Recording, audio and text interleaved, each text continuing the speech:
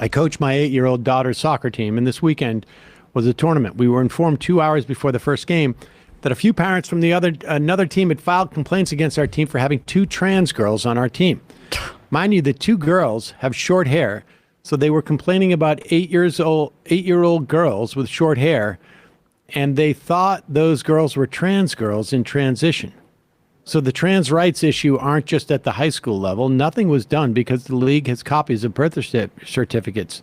Just shows you how low conservatives are going now. What? So basically, the girls on the team were cis, or were not trans, but they had short hair, and so the opposing This team is going to lead to filed it. genital inspections. Like Yep. this is where we're going with this stuff. First of all, as a coach of 9-year-olds playing baseball, what is wrong with parents? Yeah. They're not complaining about the competitive. I got news for you. 8-year-olds can play soccer, but they can't play that good of soccer. Yeah, they're not going to set any world records.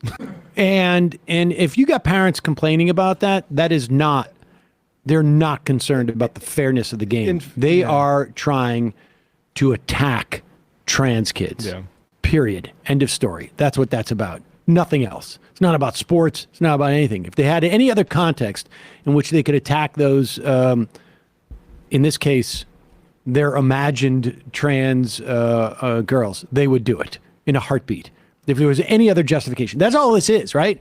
It is giving a veneer and a socially acceptable receptacle for them to attack trans kids, and by extension, trans adults. I mean, that's what this is. It is, and it's. Look, this is one of their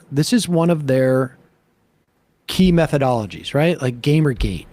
This is not about misogyny. This is about ethics in gaming journalism, and in this instance, in children's sports. This is about the integrity of children, of 8-year-old soccer games. Yeah. How can my kids learn the values of soccer if they don't know what the proper score was? As if there's kids are transitioning at 8 to get a competitive advantage for soccer. I mean, honestly, I coach 9-year-old Little League, and the idea that something's fair or unfair. I mean, there are times like, as you know, we're like, that kid's not in 3rd grade. That kid feels like he's like in 6th grade. Yeah. And then a millisecond later, you forget about that. Yeah. Because everybody catches Because it's just it's a sport for kids to just like grow and camaraderie. And it's like also facing people who are like like that kid that's you say that seems 3 years younger. That's good for everybody else because that helps you practice. Yes. Yes, at the end of the day, it's just like, I've got to grow up. Why am I being so competitive? I'm not a 9-year-old boy. I mean, that's just a problem I have as a coach. But understand, people should really, really need to internalize this. And this story really makes it clear. Because no one, unless they're completely insane, no one cares about the integrity of an 8-year-old's soccer game.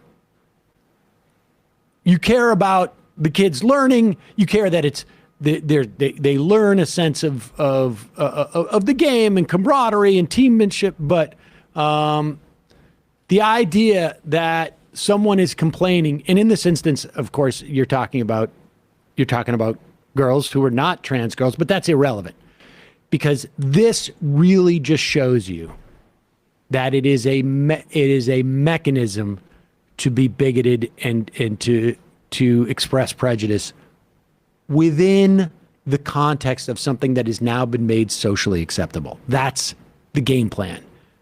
And it exists all the way through this. They don't care about the integrity of 8-year-old girls' soccer outcomes. Give me a break.